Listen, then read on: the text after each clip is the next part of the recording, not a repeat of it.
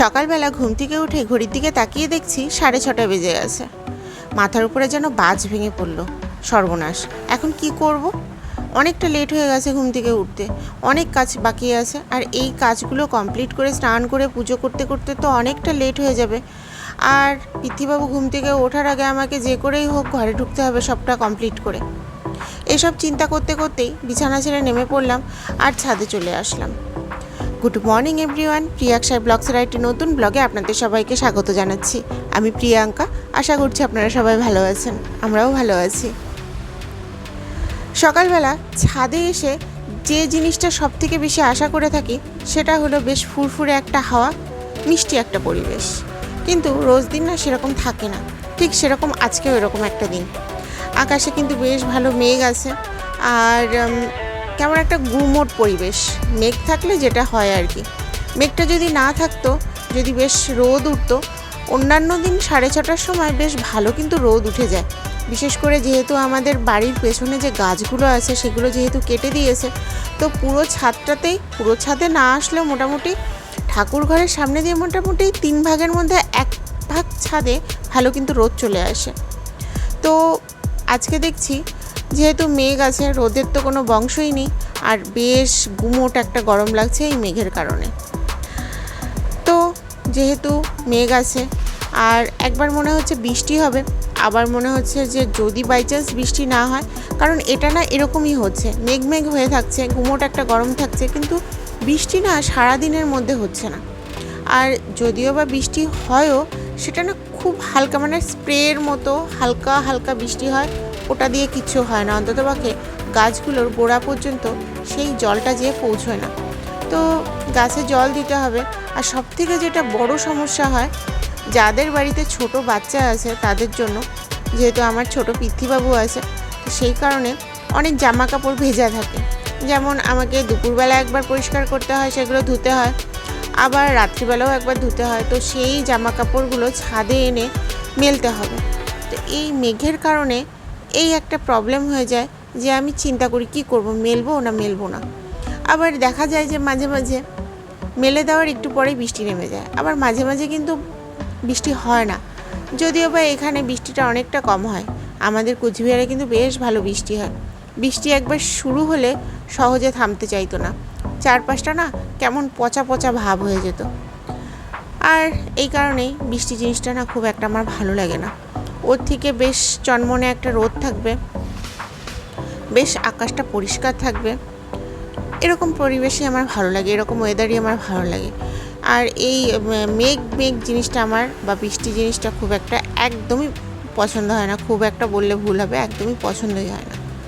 আর এই যে এই ফুলগুলো আজকে আমাদের ফুটেছে, 2-3 দিন যাবত দেখছি ফুল অনেক কম ফুল ফুটছে। তো এত কম ফুল ফোটার ফলে যেটা হচ্ছে, আমার ঘরের ঠাকুরকে দিয়ে না আর বাকি কাউকে দেওয়ার মতো থাকছে না।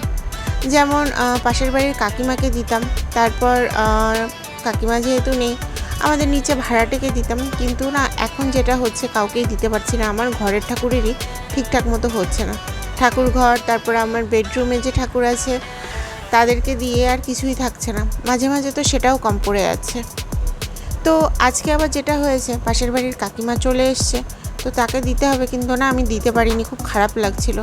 এই একটা সমস্যা, যদি না দিতাম তাহলে একটা আলাদা ব্যাপার থাকতো, কিন্তু যেহেতু দেই, তো সেহেতু না 1-2 দিন না দিলে না খুব খারাপ লাগে, কেমন যেন লাগে। তো যাই হোক না কেন, এই যে আমার পুজো করা কমপ্লিট হয়ে গেছে, আর এই যে চারপাশটা কিন্তু বেশ মেঘলা মেঘলা একটা ওয়েদার আছে। যদিও বা জামা কাপড়গুলো আমি কিন্তু সাহস করে মেলে দিয়েছি, আর এখন আমি তুলেও নিয়ে যাব, রিস্ক নেব না, কারণ জামা কাপড়গুলো মোটামুটি শুকিয়ে গেছে। তো ঘরের যে এগুলোকে মেলে দিলে শুকিয়ে যাবে, বাইরে থাকলে বৃষ্টিতে ভিজে যেতে পারে। আর মায়ের আজকে বাজারে যাওয়ার কথা আছে, তো বাই চান্স যদি পৃথ্বীবাবু ঘুম থেকে উঠে পড়ে, তো ওকে নিয়ে ছাদে আসাটা বৃষ্টি শুরু হলে একদমই সম্ভব হবে না। তো জামা কাপড়গুলো তুলে ফেলাটাই ভালো মনে হয়েছিল, তাই করেছি। আর এই যে এটা আমার সকালবেলার ব্রেকফাস্ট, চা আর রুটি। আর এই যে বলতে বলতে কিন্তু বৃষ্টিটা নেমেও পড়েছে।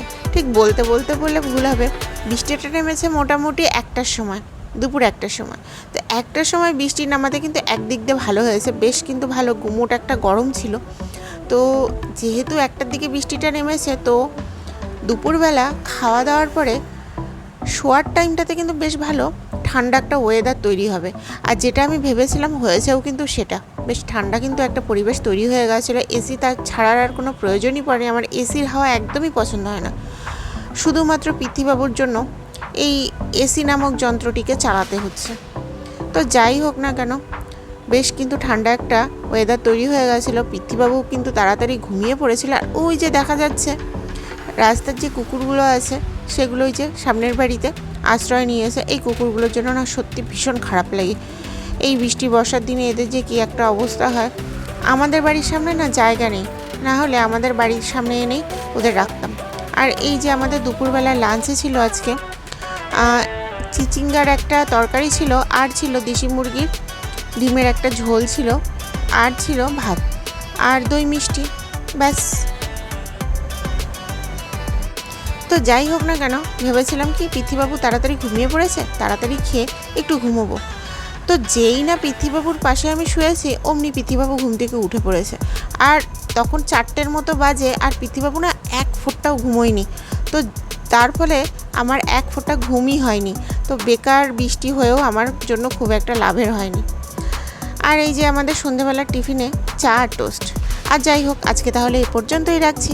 আমার এই চ্যানেলটিকে আপনারা অবশ্যই সাবস্ক্রাইব করবেন, আর ভিডিওটি ভালো লেগে থাকলে অবশ্যই একটি লাইক করে দেবেন। সবাই ভালো থাকবেন, সুস্থ থাকবেন। আবার কথা হবে একটি নতুন ব্লগে। ততক্ষণের জন্য টাটা।